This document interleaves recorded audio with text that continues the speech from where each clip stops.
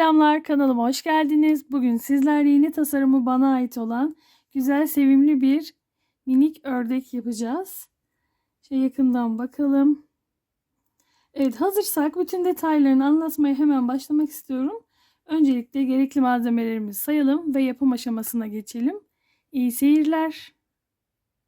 Evet, ben bu önceki kullandığım ipimi hemen tanıtayım size. Şöyle Yarnart'ın bir ipi var, simli. Şöyle yakından bakalım. Siz dilerseniz düz renklerde tercih edebilirsiniz. Ben videoda şimdi anlatırken düz renk tercih edeceğim. Daha rahat görünmesi için. Evet, bu şekilde. 0 numara tığ kullanacağız. Gövde yapımında ise şöyle 2,5 milimlik bir tığımız olacak. 6 ya da 4 ipinizin kalınlığına göre şöyle kilitli gözlerimiz olacak. 2 adet. Siz tamamen siyah da kullanabilirsiniz. 1 adet ilmek belirleyici. Şöyle birazcık elyafımız var. Az miktarda sarı ve beyaz tonlarda iplere ihtiyacımız olacak. Kanalıma ilk kez geliyorsanız bütün tariflerden ücretsiz faydalanmak için ücretsiz olarak yine kanalıma abone olup beğeni ve yorum bırakmayı unutmayın lütfen. Şimdiden iyi seyirler diliyorum. Hemen yapım aşamasına geçelim. Evet, öncelikle bu sevimli ördeğimizin kafa yapımı ile başlayacağız. Sihir halkamı yaptım.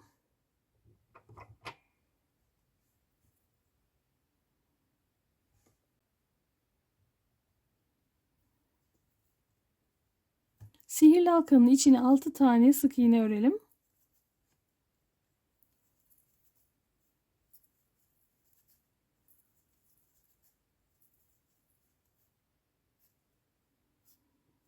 İpi çektim.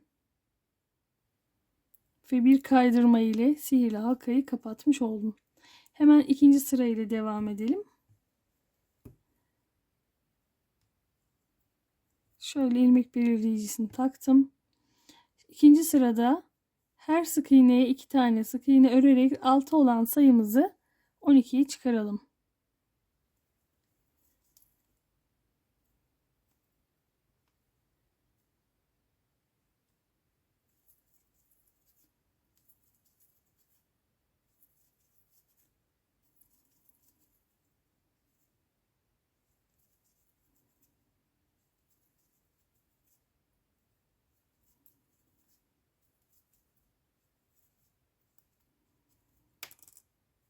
Evet, son artırmamı da yaparak sayımı 12'ye çıkardım. Hemen 3. sırayla devam edelim. 3. sırada bir tane sık iğne örüyoruz. Bir tane artırma yapıyoruz. Bu işlemi 6 kere tekrar ederek sayımızı 18'e çıkarıp gelelim hemen. 4. sırayla devam ediyoruz. 4. sırada 2 tane sık iğne örüyoruz. Bir tane artırma yapıyoruz. 2 sık iğne bir artırma yaparak bu işlemi 6 kere tekrar edelim. Sayımızı 24'e çıkaracağız. Evet. Şimdi 5, 6, 7 yani 3 sıra boyunca düz bir şekilde öreceğiz. Artırma ya da eksiltme yapmadan. 3 sıra bu şekilde sayımızı sabit tutarak 24 sayımız. Bu şekilde örüp gelelim. Evet, şimdi 8. sırayla devam ediyoruz. 1, 2, 3, 4, 5, 6, 7. 8. sırada 1, 2 ve 3. 3 tane sık iğne ördüm. Bir tane artırma yapıyorum. Sayımı 24'ten 30'a çıkaracağım. Bu işlemi 6 kere tekrar edelim.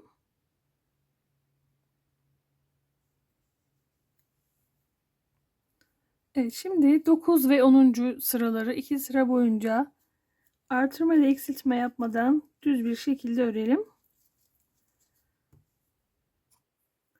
Evet, şimdi 11. sıra ile devam edelim. 11. sırada 3 tane sık iğne, bir eksiltme yapacağız 6 kere. 3 sık iğne, bir eksiltme. Bu işlemi 6 kere uygulayalım. Sayımızı 24'e düşüreceğiz. Evet, şimdi hemen daha fazla ilerlemeden gözleri takacağız. Şöyle sayalım. 1, 2, 3, 4, 5, 6, 7. 7 ve 8'in arasına takacağız. Arasında 1, 2, 3, 4, 5 tane, 5 ya da 6 tane sık iğne olacak. Şöyle ikiye katladım. İpim arkada. Ortalıyorum. Saymaya başladım. 1, 2, 3, 4, 5, 6, 7. 7 ve 8. Sıraların arasına takacağız gözlerimizi. Dilerseniz böyle minik gözler 6 numara kullanabilirsiniz. Ya da biraz daha büyüğünü şu şekilde. Sanırım 8 numara olacak bu göz. Hangisini istiyorsanız örgünüzün boyutuna göre bunu ayarlayabilirsiniz. Bunu da minik kullanmak istedim ben.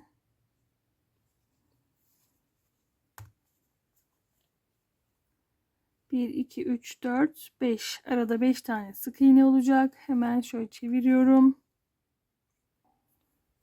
Evet, kilitli gözümüzü takıyoruz.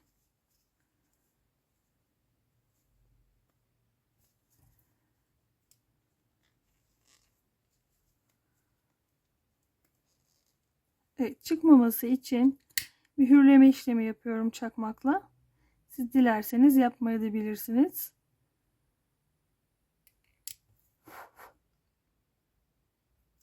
Şu şekilde tamamen sağlamlığından emin olabilirsiniz. Diğerini de aynı işlemi yapalım.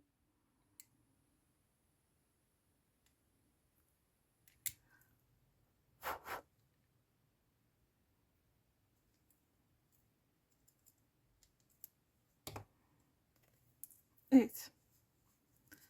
Örgümü çevirdim ve örmeye devam ediyorum.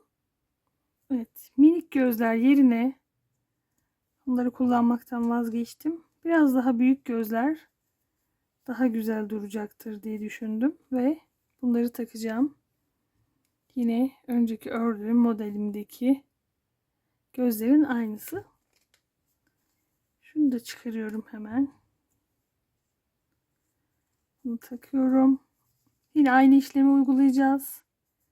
Arkadan kilitli gözümüzü takıp mühürleme işlemi yapacağız.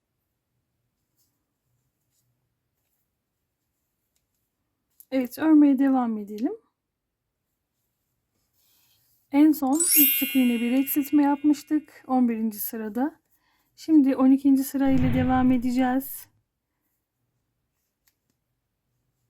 12. sırada 2 tane sık iğne öreceğiz. 1 ve 2. 2 tane sık iğne, 1 tane eksiltme yaparak 6 kere sayımızı 18'e düşürelim. 2 sık iğne, 1 eksiltme. Evet, 13. sırayla devam edelim. 13. sırada 1 sık iğne, 1 eksiltme işlemi yapacağız. Evet, bu işlemi 6 kere tekrar edelim. Sayımızı 12'ye düşürelim. Şimdi içini tamamen kapatmadan dolduralım.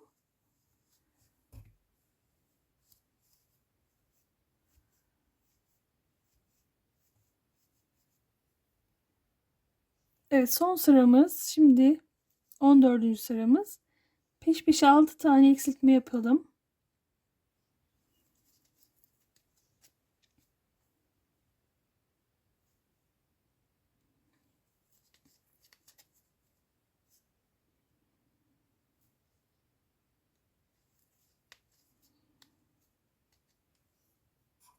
Evet, eksiltmelerimizi yaptıktan sonra ipimizi çekelim. Bir iğne yardımı ile ya da tığ da yapabilirsiniz. Şu dışta kalan ilmekleri alarak çektirmiyorum. Şimdi gevşek gevşek alıyorum. En son çekeceğiz. Umarım sizler de severek, beğenerek örersiniz bu güzel modelden. Ördüğünüz zaman bizleri etiketleyip Instagram hesabından paylaşmayı unutmayın lütfen. Evet, şimdi ipimi çekiyorum ve kapandı.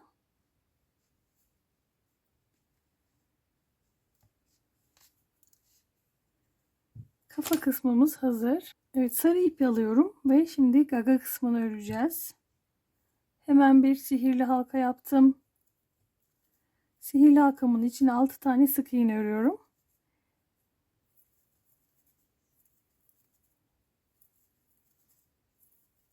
Ve 6.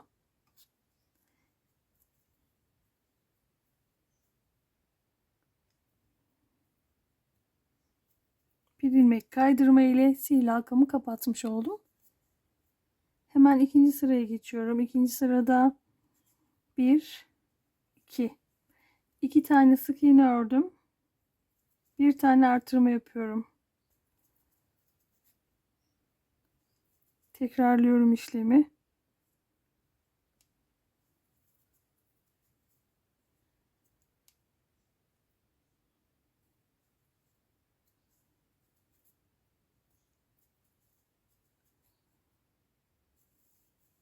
Evet, 8 tane sık iğnem oldu. 2 sık iğne, bir artırma yaptım 2 kere. Şimdi 3. sırayla devam ediyorum. 3. sırada düz öreceğiz. 8 sık iğne öreceğiz.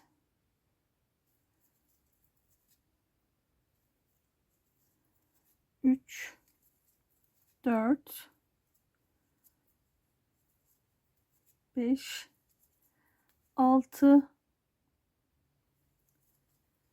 7 ve 8.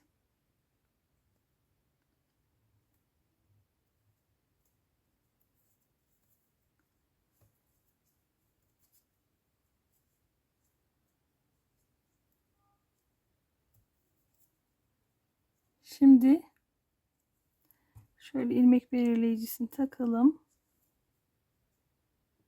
Bir tane sık iğne ördüm. Bir tane artırma yaptım. 2 tane sık iğne örüyorum.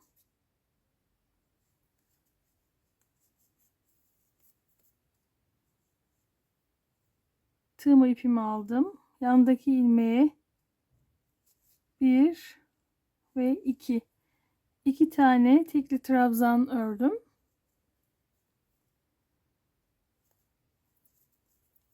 1, 2, 2 tane sık iğne ve son olarak bir artırma yapıyorum. Evet, gaga kısmımız hazır. Az miktarda elyaf ile şöyle dikerken gaganın iç kısmını doldurarak dikeceğiz. Evet, şimdilik bu şekilde iğne ile tutturdum. Daha sonra dikerek sabitleyeceğiz. Kenar alıyorum. Hemen minik ayaklarını yapacağız.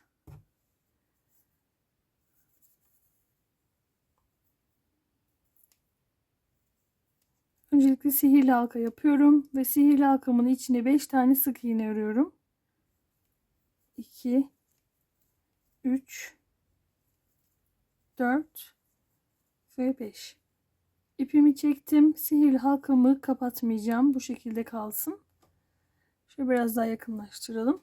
Hemen 1-2 tane zincir çektim. Şuradaki ilk zincirimin içine bir tane sık iğne ördüm. Şöyle ortaya geçiş yaptım ve ilmek kaydırma yaptım. Tekrar 1, 2. 2 tane zincir. İlk ilmeğe bir sık iğne. Şu ortasındaki boşluğa bir ilmek kaydırma. 1, 2.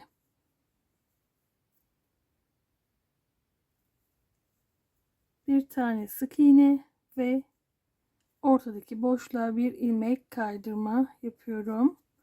Bu işlemi 3 kere tekrar ettik. İpimi kestim. Dilerseniz şöyle ortadan da ya da şöyle ilmek kaydırma yapalım.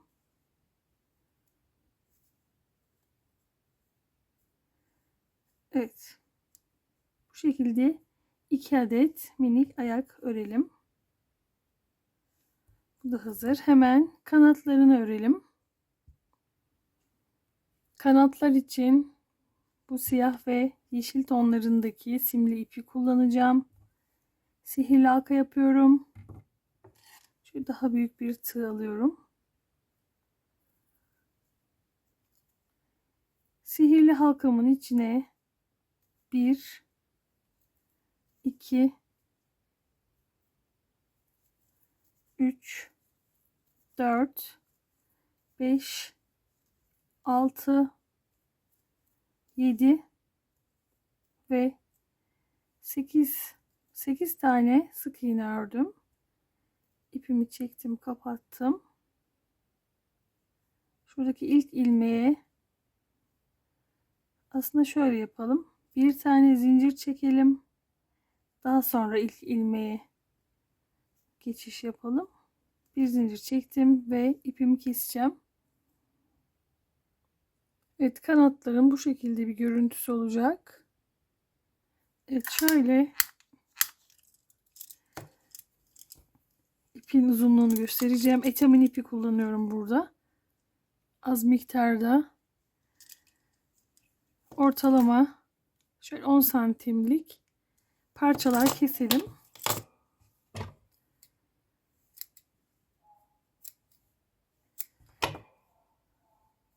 Bunları bu şekilde tutarak şöyle ortasından şöyle bir tarak yardımı ile katlarını ayıralım. Tarayalım bunları güzelce. Evet, bu şekilde kenarlarını tüylendirdik ve açtık. Şimdi ikiye keseceğim.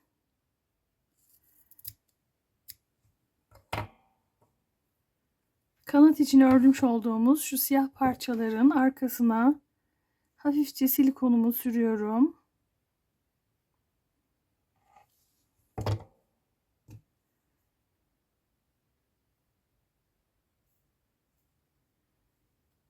Evet. Bu şekilde yapışmış oldu. Hemen sağlamlaştıralım.